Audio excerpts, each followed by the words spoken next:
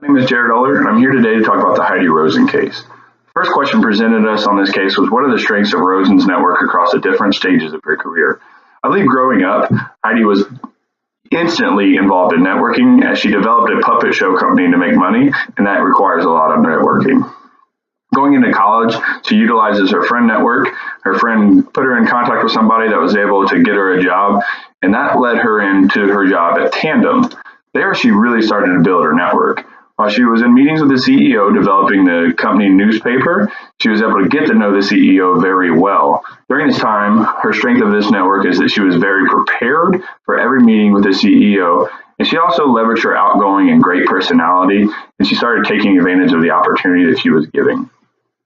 From there, her CEO wrote her a letter recommendation to grad school, and after grad school, she started her startup company called Teamaker. Here, she really started to build her network.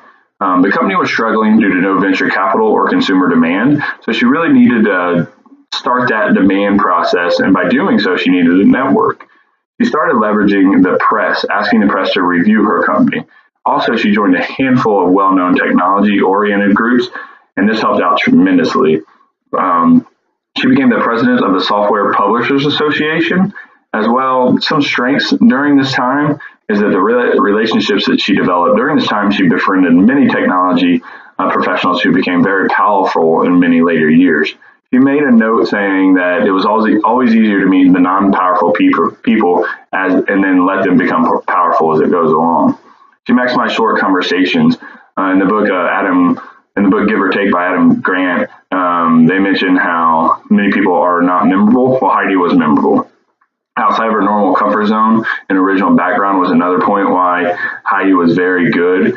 She stayed outside of that zone, and she even worked well outside of that zone. The biggest strength of her network during this time was how fast and how large she grew her network. She then moved on from Teamaker and moved on to Apple.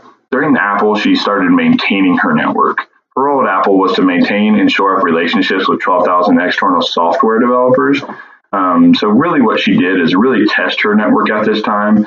She called on some favors for people that were willing to help, and of course people said yes from the relationship that she developed while she was a Teamaker. Some strengths during this time for her network was that she was in the position to utilize the network, and she represented a voice of the software development community that people actually listened to. She was almost what they call reached celebrity status. She was a giver for the right reason, so people were willing to help. So that was a really good strength of her network at that time. Another big strength is in order to maintain a network, you have to have access to people, your performance has to be good, and you have to have complete consistency. Well, Heidi definitely had all three of those. From there, she moved on to be a mentor capitalist. What this is really giving your time and knowledge to a startup company, trying to get them some venture capital backing. So she frequently helped people that she really liked and that she respected. Some strengths of her networks during this time were networking became part of her business.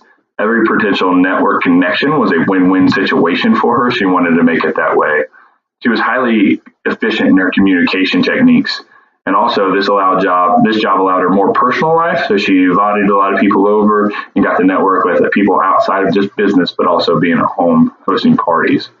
She from then moved on to SoftBank Venture Capital. This is where she maintained a network and then also built a new one. What this is she worked for a company, and her network led to SoftBank 5 investments that totaled $40 million in her first 6 months at the firm. Some strengths of this network at this time were keeping lines open in communication. She responded to every investment. Her note on this was, you never know where people are going to be in the future. Heidi at this point in her career was a nucleus of a network. Very few people are able to do this, but she did it. Moving on to the second question was using the concepts in the reading for Module 5, extend which concepts apply to Roizen and how they influence her power, influence, and networking processes. I think Heidi is a giver. I don't think there's any question about that. She's a true giver. A giver by Adam Grant really is one who unselfishly helps others. There's two types of givers. There's one that fall to the bottom and one that rise to the top, and Heidi was definitely one that rose to the top. Her giving can be seen throughout her career by hosting dinner parties and bringing contacts together. As a venture capitalist, she invested the time and knowledge. At SoftBank, she was able to prefer the clients that kept coming back for $40 million of investments. Her giving nature can be seen when she worked at Apple and she needed the help from people, and the people really helped her back. I think that is very good. It influenced her power in a lot of ways, being a giver. Bigger example is people really just trusted Heidi. When she was president, people really liked to be around her and help her any way they could. And people do not like to help takers, as the book talks about as you go through it, but they'll always be willing to help a giver at any point in time. Also, being a giver to the software community, she was reached out and described as a celebrity status. So that kind of aided in her influence across everything, where people really trusted her. Oh, Heidi's talking, you better listen. Heidi also is persuasion. No doubt she had to have persuasion in her career.